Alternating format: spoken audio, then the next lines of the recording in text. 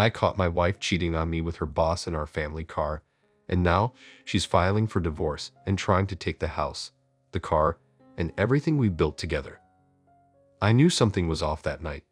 My wife Lena, 34F, had been coming home late from work a lot lately, always with a vague excuse.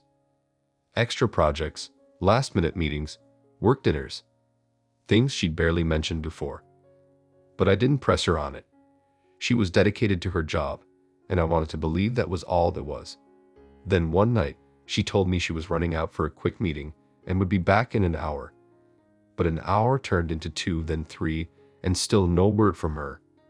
After the third ignored call, worry and suspicion took over.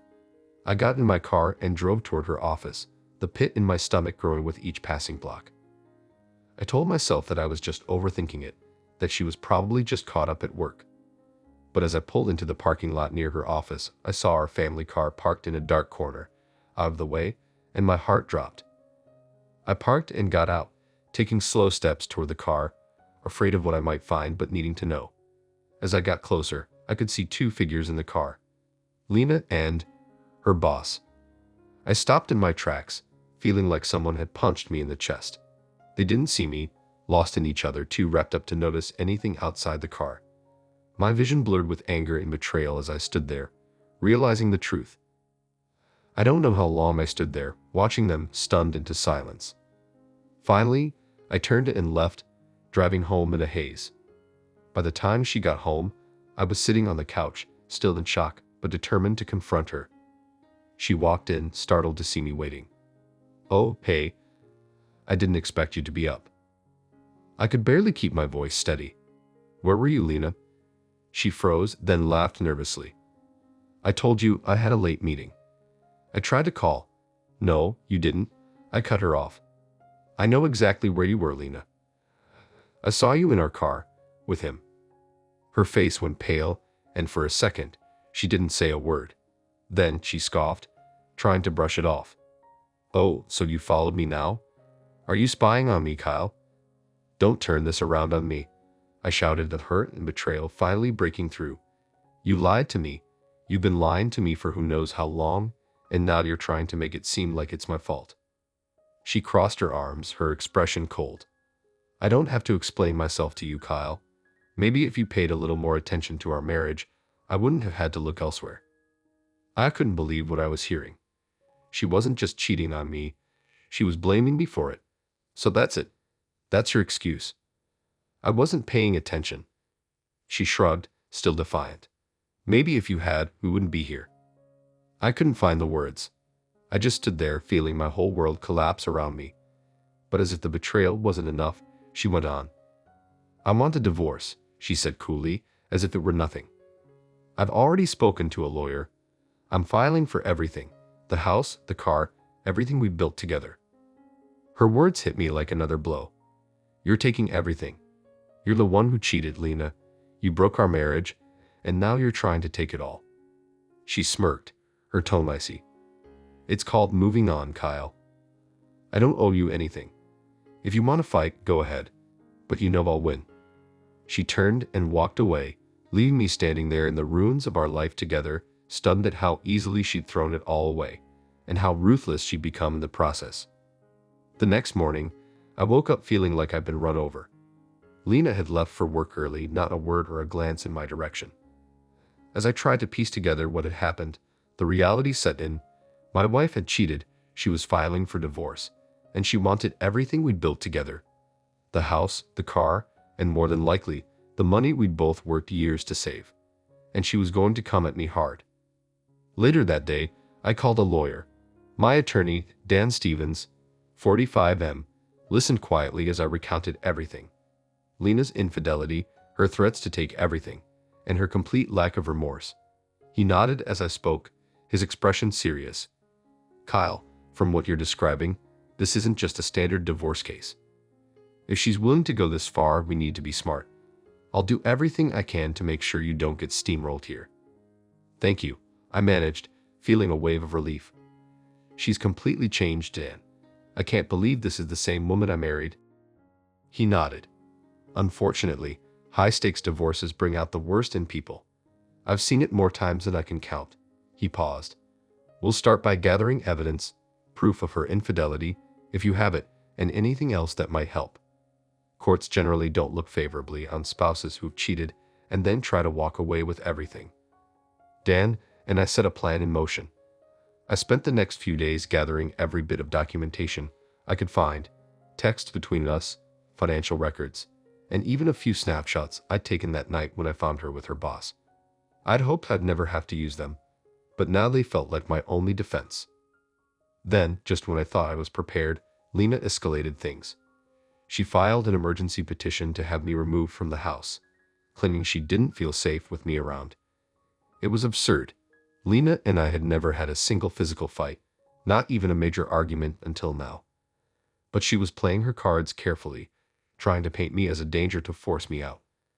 The court hearing was set for the following week, and Dan prepped me for what was coming. Lena's trying to gain sympathy from the court, he explained, his tone even but intense. She's trying to paint you as a threat so she can take the house without a fight. This isn't about safety, it's about strategy. I felt sick. Lena was going beyond just taking our possessions.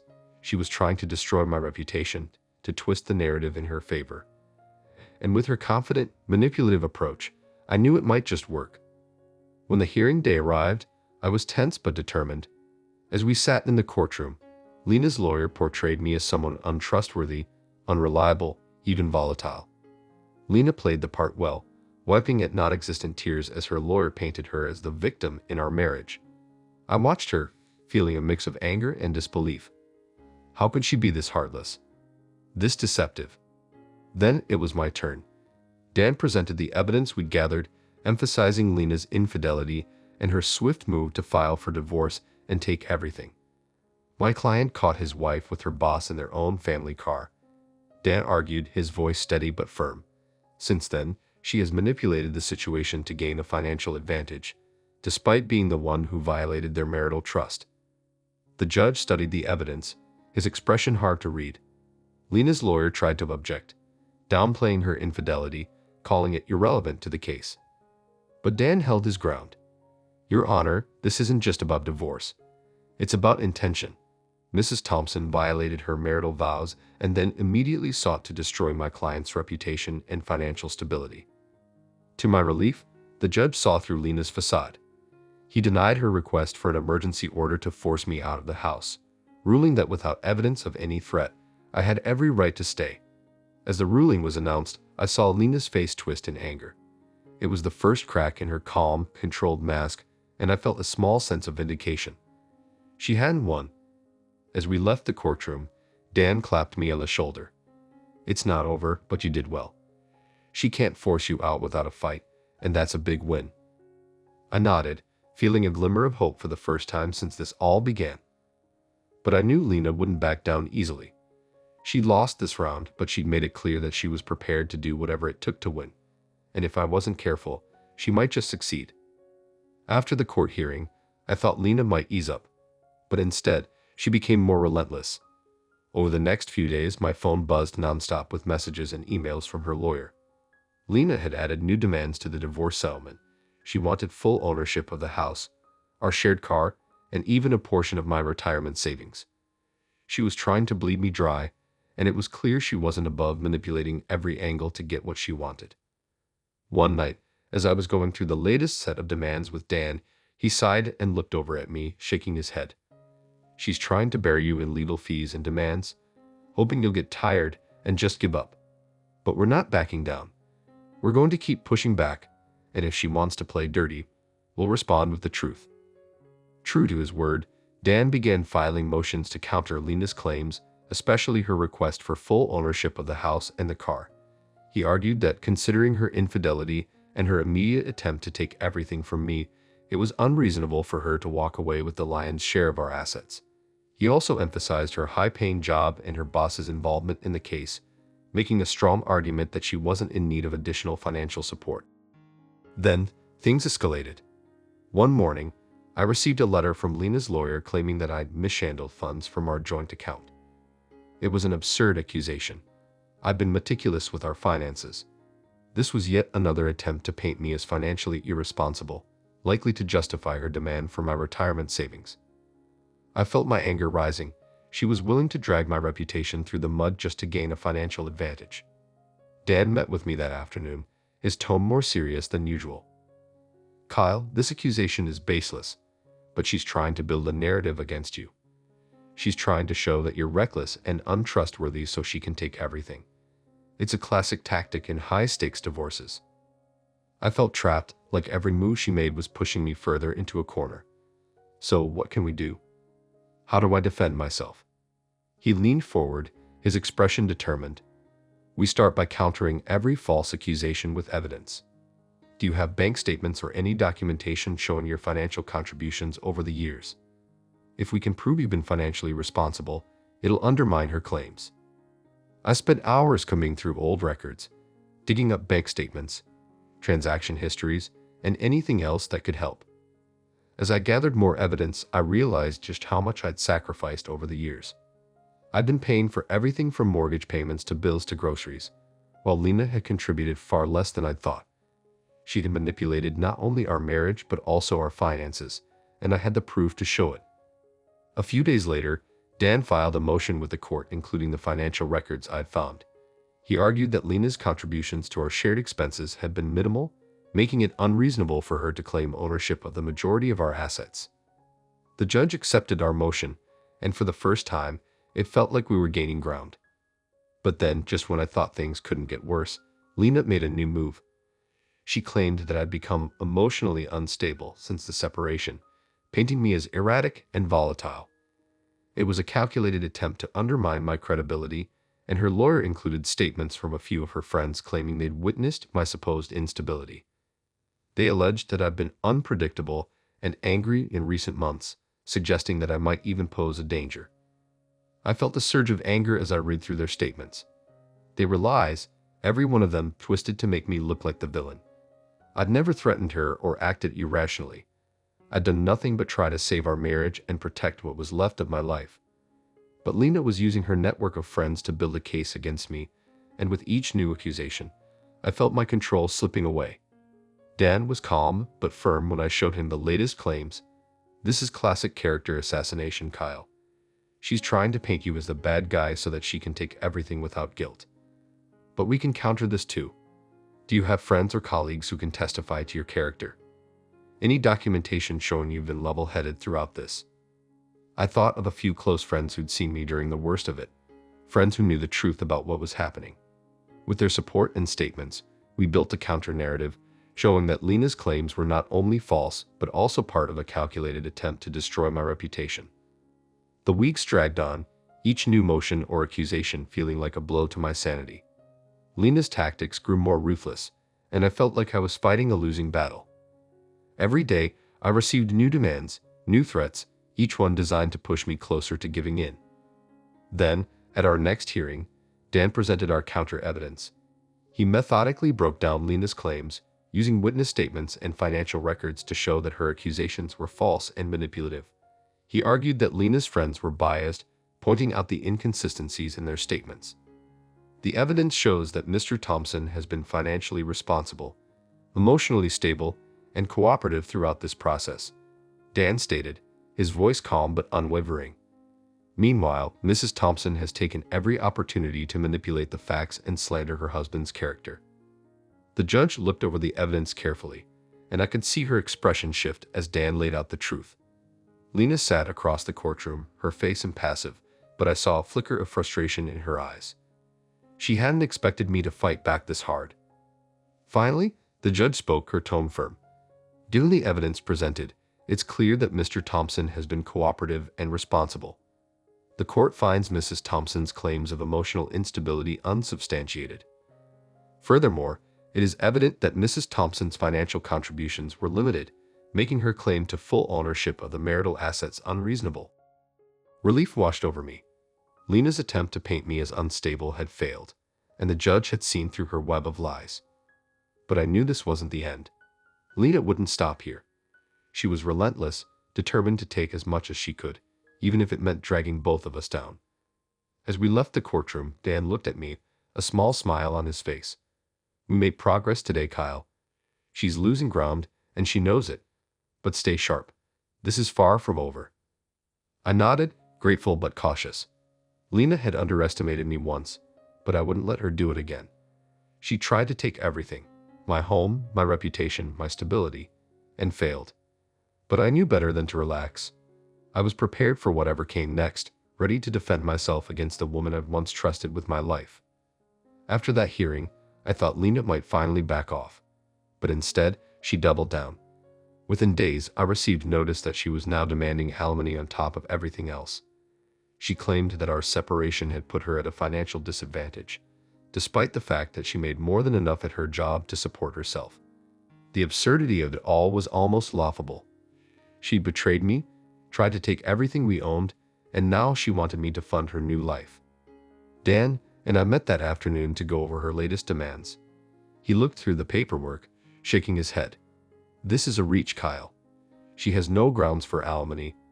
In fact, her higher income could mean she ends up owing you in the final settlement. I sighed, rubbing my temples. She's doing everything she can to drag this out and make me give in. Dan leaned back, his gaze steady. I know it's draining, but remember, we're making progress. The judge didn't buy her instability claims, and she knows that the financial reality is against her. This latest move is just her way of trying to exhaust you emotionally and financially. He was right. Every move Lena made was calculated, designed to wear me down. But instead of folding, I resolved to keep fighting.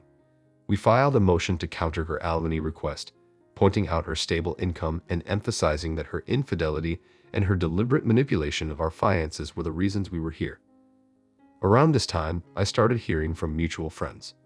Many had seen Lena's social media posts where she'd started crafting a public narrative of herself as a wronged woman bravely moving on. Photos of herself looking happy and strong, paired with captions about growth and moving on from toxic relationships, filled her profiles. It stung, knowing that she was rewriting our history to make herself look like the victim. But in a way, it also gave me more strength. I wasn't just fighting for myself. I was fighting for the truth.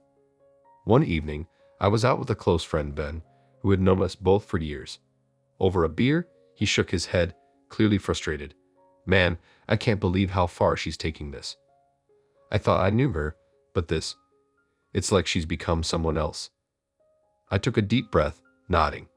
Yeah, she has, but it's like she's counting on me to just give up and let her take everything. Ben looked at me, his expression serious. Don't give her that satisfaction, Kyle. You got people who know the truth, who know the real you. She can put on whatever show she wants, but at the end of the day, actions speak louder than words. His words stayed with me, and I felt a renewed sense of purpose.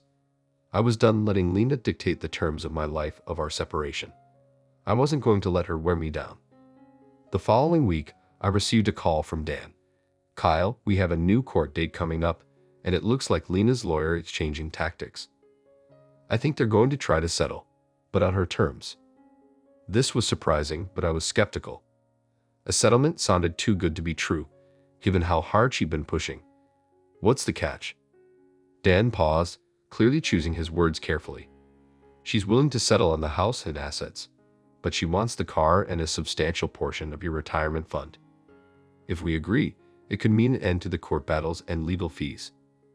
But I think it's more of a test to see how badly you want this to be over. My gut told me not to trust it. Lena had been strategic, relentless, and her sudden willingness to settle didn't sit right with me. Still, I knew I had to weigh my options. I agreed to meet with Dan to discuss a response.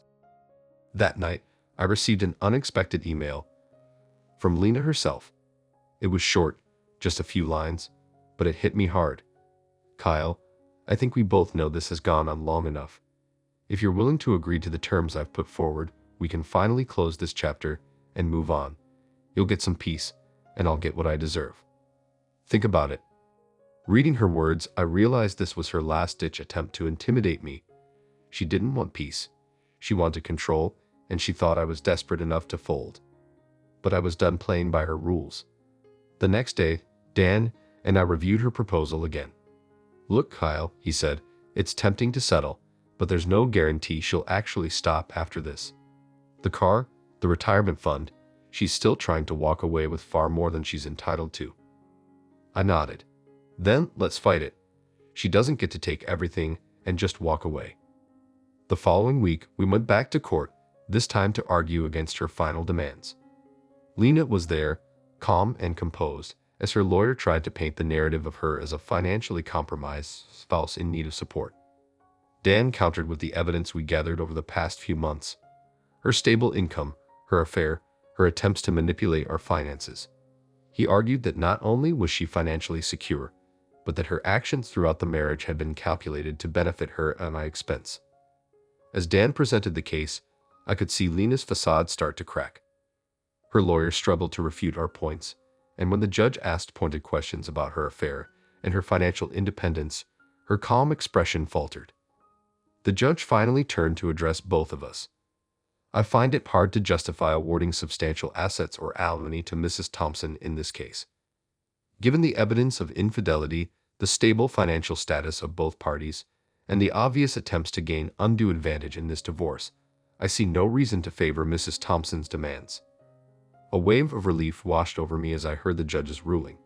The house and my retirement savings would remain mine, and Lena was awarded only a minimal settlement, not the house, not the car, and definitely not my savings. I felt a weight lift as I realized that, after months of fighting, I'd finally gained some ground.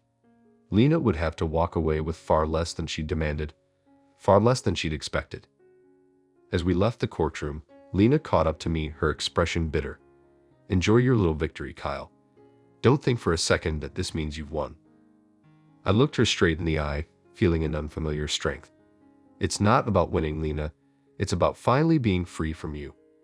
She scoffed and turned away, walking off without another word. Watching her go, I felt a sense of closure I hadn't felt in months. Lena had tried to take everything, but in the end, she'd lost her grip. Dan clapped me on the shoulder, smiling. "It's over, Kyle. You did it." I nodded, feeling a mixture of relief and exhaustion. This chapter was finally closing, and though I knew it would take time to fully rebuild, I was ready to start. For the first time in a long while, I felt hopeful. With the final court ruling behind me, life began to feel lighter. Lena had failed in her attempt to strip me of everything, and for the first time in months, I could look toward the future with some peace of mind. She tried to wear me down, but I hadn't broken, and the judge's decision had put a definitive end to her attempts to take what we'd built together. It was strange, though. When all the chaos was finally over, I was left with a mix of relief and something else, a kind of lingering sadness. Lena and I had shared a life, and even though it won the legal battles, the realization that our marriage had come to this still weighed on me.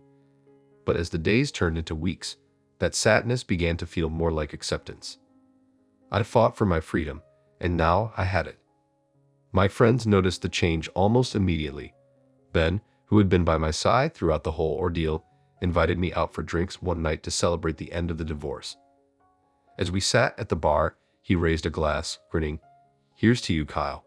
You didn't just survive, you came out stronger, and now you got the rest of your life to live however you want." I raised my glass, feeling the truth of his words. Here's to new beginnings. As the weeks went by, I focused on rebuilding. I put energy into my work, taking on new projects that had been on the back burner for too long. Without the weight of the divorce hanging over me, I found myself more driven and focused.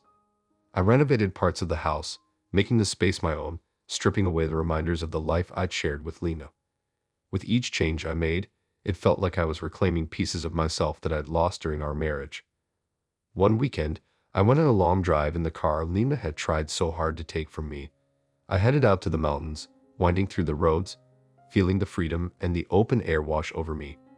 The anger and bitterness that had simmered inside me for so long were finally fading, replaced by a calm acceptance. She was gone from my life, her games and manipulations unable to reach me anymore.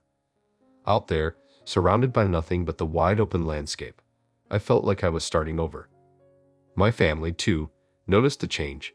My sister Emily, 32F, who had been one of my strongest supporters, stopped by one evening with dinner and a bottle of wine. As we ate, she looked around, smiling at the changes I'd made. "It's like a whole new place in here," she said. "And you seem like a whole new person too. I'm so proud of you, Kyle. You didn't let her take everything. You stood up for yourself." Her words meant a lot, and I realized how much I'd leaned on my family during this time. They had been there when I felt alone, when I thought Lena had the upper hand.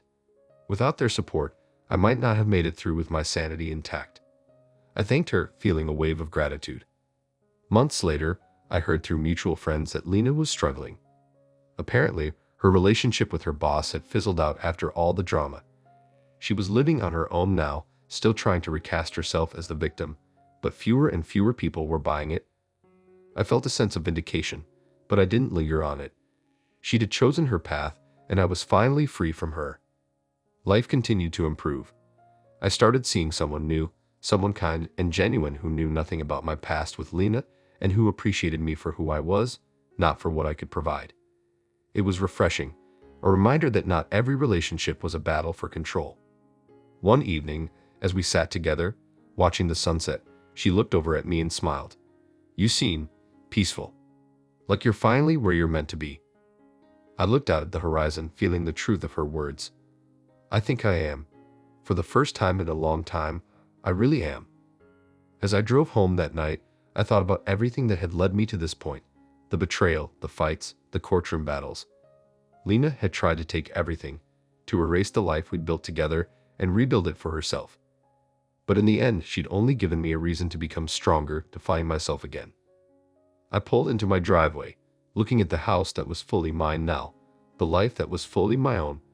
I'd been through hell, but I'd come out on the other side, not as a victim but as someone who'd fought for his freedom and won.